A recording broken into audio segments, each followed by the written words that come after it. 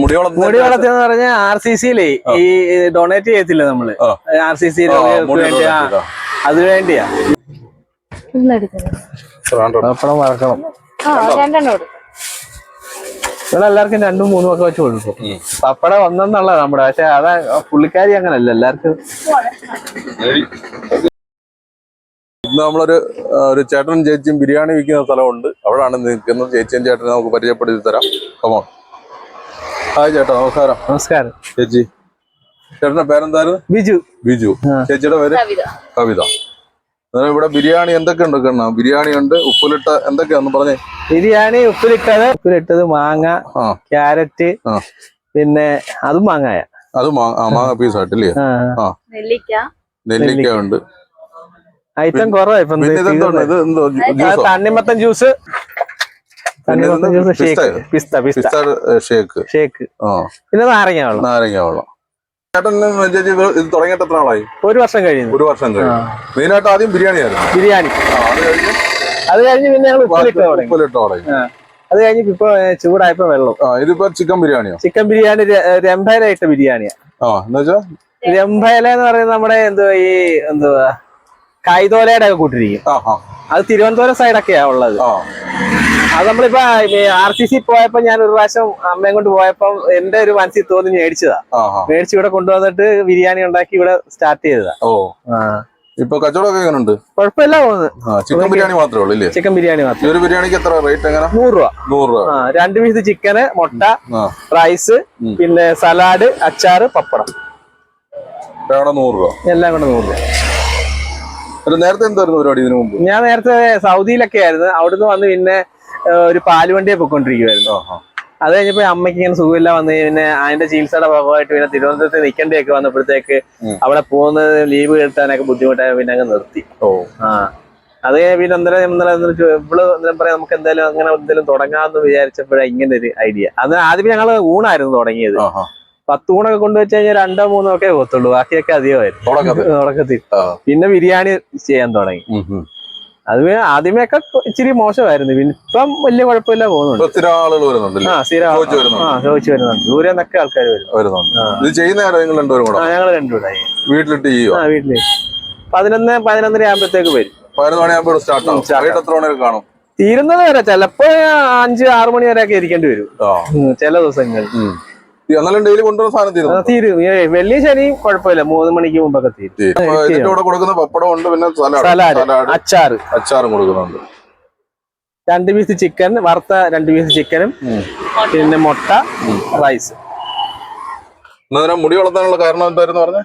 ഇത് എന്റെ വൈഫിന്റെ അമ്മയ്ക്ക് ക്യാൻസർ RCC-യിൽ തിരുവനന്തപുരം RCC-യിലെ ചികിത്സയില്ല.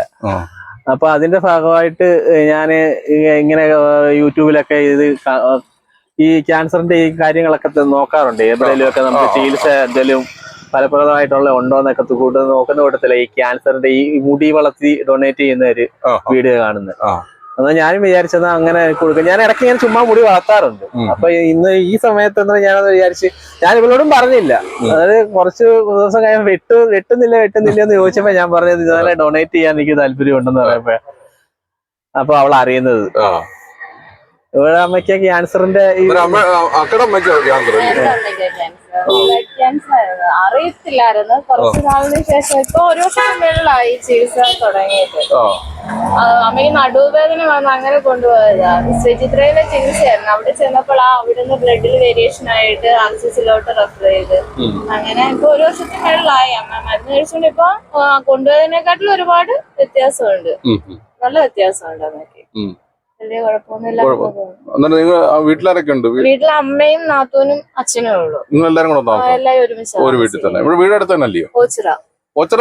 പ്രയാണത്ത് മുക്കിനടുത്തായി. ഞങ്ങളും അവിടെ ആയിരുന്നു. ഞങ്ങള് പിന്നെ ഇങ്ങോട്ട് പിന്നെ ഈ കച്ചവടം ഒക്കെ കഴിഞ്ഞപ്പോ പിന്നെ അങ്ങോട്ട് പോകാതെ ഇവിടെ എന്റെ വീട് ഇപ്പൊ ഈ 2 വീടിനപ്പുറത്താണ്. അപ്പൊ പിന്നെ നമ്മളിവിടെ ഇന്നാലേ ഇതിനെല്ലാം നടക്കത്തുള്ളതെന്ന് വേണ്ട. ഈ വീഡിയോയിലൂടെ അർക്കി അണ്ണനെയും പരിചയപ്പെടുത്താൻ പറ്റിയതിൽ ഒരുപാട് സന്തോഷമുണ്ട്. അന്നേരം ഈ ലൊക്കാലിറ്റിയിലൂടെ വരുന്നവര് ഈ കടയുടെ കാര്യവും ഈ അണ്ണന്റെ അമ്മയുടെ ചികിത്സയുടെ ഭാഗത്ത് അതിന്റെ എല്ലാ കാര്യങ്ങളും എല്ലാം ഞങ്ങൾ ഇതിനകത്തുനിന്ന് ഇപ്പൊ ചെയ്തോണ്ടിരിക്കുന്നത്. അതിനുശേഷം ഈ കച്ചവടം ഞാൻ കൊണ്ടുപോയിട്ട് വന്നതേ ഉള്ളൂ. അവിടെ ചെന്നപ്പോ അവിടെ ചെല്ലുമ്പോഴല്ലേ നമ്മുടെ RCCയിലെ അകത്ത് കയറി കഴിയുമ്പോഴേ ഈ പുറത്തുള്ള ആൾക്കാർക്ക് നിങ്ങൾ അഹങ്കരിക്കുന്നതും കാര്യങ്ങളൊക്കെ കാണുമ്പോഴേ നമ്മൾ അകത്ത് ചെന്ന് നോക്കണം. അവിടെ പൊടി കുഞ്ഞുങ്ങൾ വരെയാ ഒരു 6 മാസം മുതലുള്ള കൊച്ചുങ്ങൾ തൊട്ടേ ഏറ്റവും പ്രായം ചെന്ന് 10, 60, 80 വയസ്സുള്ള എത്രയോ ആൾക്കാർ അവിടെ വന്ന് ബുദ്ധിമുട്ടുന്നത് നമ്മൾ അവിടെ പോയി കണ്ടാന്നറിയാം. നമ്മൾ അവിടെ നിൽക്കുമല്ലായിരുന്നു. ഒരു 2 മാസം ആദ്യമേ നമ്മൾ നിൽക്കേണ്ടി വന്നായിരുന്നു. എന്ന് വെച്ചാൽ ഡെയിലി കൊണ്ടുപോയി ഇത് എന്തുവാ ഇതിന്റെ ആദ്യമേ നമ്മൾ ശ്രീത്രയിലായിരുന്നേ ഈ ചുമയുടെ കാര്യത്തിന് വേണ്ടി പോയതായിരുന്നു. അവിടുന്ന് നമ്മള് എന്തുവാ വാൽവിന് പ്രോബ്ലം ഉണ്ടായിരുന്നു. അപ്പൊ അത് നോക്കിക്കഴിഞ്ഞപ്പോ ഇടയ്ക്ക് ഒരു വേരിയേഷൻ വന്നെന്ന് പറഞ്ഞപ്പോ നമ്മള് RCCയിലോട്ട് വന്നു. നമ്മളത് വലിയ കാര്യമാക്കിയല്ല അങ്ങോട്ട് പോയത്.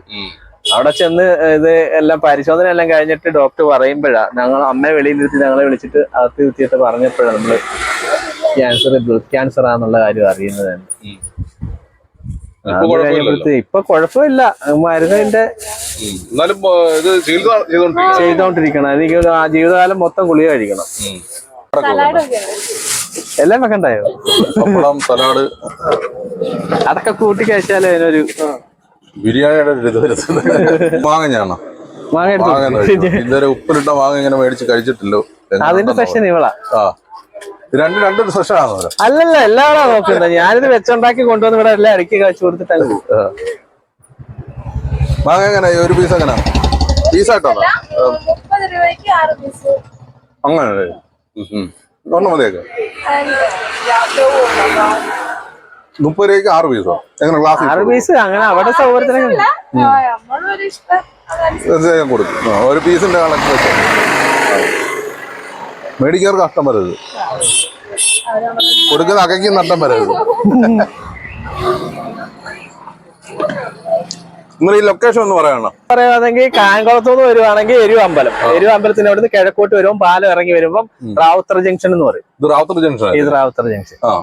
കാക്കനാട്ടിൽ നിന്ന് വരുവാണെങ്കിൽ ഇത് നേരെ പോകുന്ന കാക്കനാട്. നേരെ പോകുന്ന കാക്കനാട്. ഈ പോകുന്ന റോഡ് ഇത് പോകുന്നത് പത്തീര് ഭാഗം. പത്തിയിലോട്ട് പോകുന്നത് റാവുത്തർ ജംഗ്ഷൻ. ഇവിടെ നേരെ അങ്ങോട്ട് പോകുമ്പോൾ കാക്കനാട്. എന്നിട്ട് നമ്മുടെ വീഡിയോ കാണുന്ന എല്ലാവരോടും പറയാ, ഇതിലെ യാത്ര ചെയ്യുന്ന ഈ പറഞ്ഞ ലൊക്കാലിറ്റിയുടെ യാത്ര ചെയ്യുന്ന ഈ അണ്ണനും ചേട്ടനെയും മറക്കരുത്.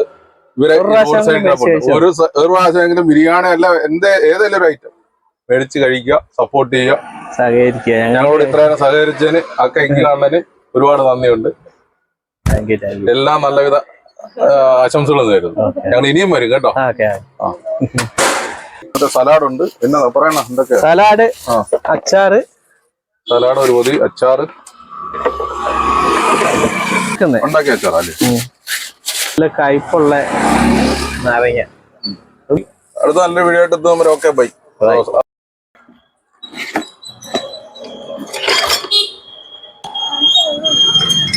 തണുത്ത സോഡ ഉണ്ടല്ലോ. എന്തുണ്ടോ ഇഞ്ചി തരുമോ?